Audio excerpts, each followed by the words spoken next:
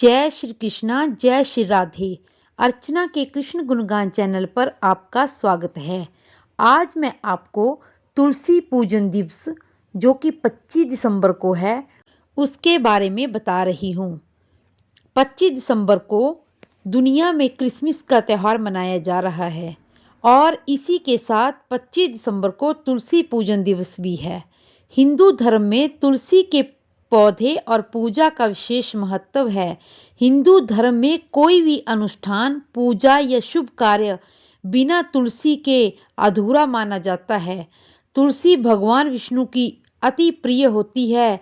इसी कारण से भगवान के भोग में तुलसी के पत्तों को शामिल किया जाता है।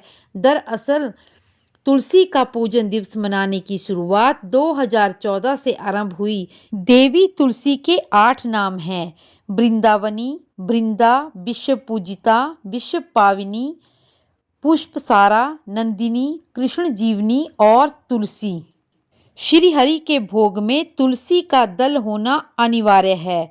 भगवान की माला और चरणों में तुलसी चढ़ाई जाती है। माना जाता है कि तुलसी विवाह करने से कन्यादान के समान पुण्य प्राप्त होता है।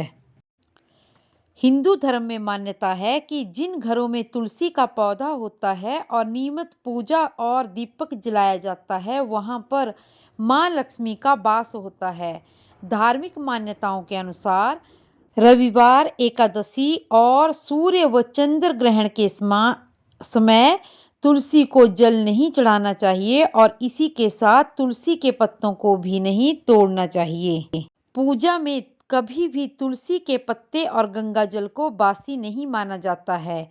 ये दोनों चीजें किसी भी परिस्थिति में बासी और पवित्र नहीं मानी जाती हैं। अब मैं आपको तुलसी मैया की कथा सुना रही हूँ। एक बुढ़िया थी, वह रोज तुलसी जी की पूजा किया करती थी। कार्तिक नहाया करती और तुलसी जी की पूजा किया करती। कोई धन मांगती, कोई पुत्र मांगती, कोई सुहाग मांगती। पर एक बुढ़िया तुलसी जी को सींचती और कहती, हे तुलसी माता, सबकी दाता, लडवा दे, घड़वा दे, मीठा मीठा महीना दे, मीना मयूर की धोती दे, चटकमटक की चाल दे, ग्यारस का दिन दे, गंगा और तुलसी मुंह में दे, आप किशन जी कंधा दे, चंदन की काठ दे, बैकुंठ में बास दे, मैं सींचूं बिरवा तेरा, तू कर निस्तारा मेरा। तुलसी जी बुढ़िया की मांग सुन सुनकर सूखने लग गई।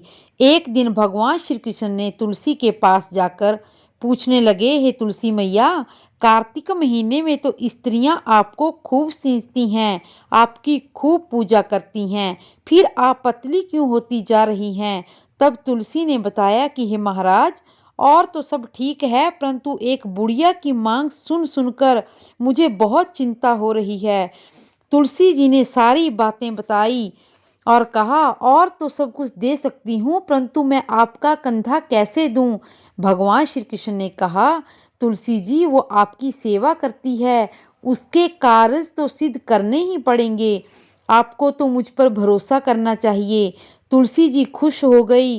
कुछ दिन बीते, एक दिन बुढ़िया मर गई।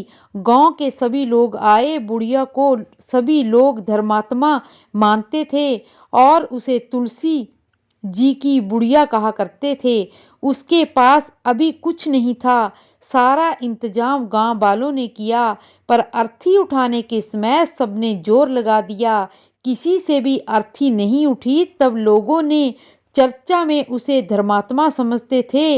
यहाँ तो वह भी पापिन हुई जो किसी से भी नहीं उठती। भगवान एक बच्चे के रूप में आए और बोले, भाई क्या बात है? लोगों ने सारी बात बताई। बच्चा बोला, आप एक तरफ हो जाओ, मैं भी देखूं कि बुढ़िया कैसे नहीं उठ रही। सबने कहा, हाँ, ये लो, बच्चा तो सब कुछ उठा लेगा, हमारे से उठ नहीं रही, अब छोटा सा बच्चा क्या उठाएगा? देखो तो जरा, वो छोटा बच्चा क्या बातें बनाता है। फिर किसी बड़े बूढ़े ने कहा कि जब यह कह रहा है तो इसे भी देख लेने दो।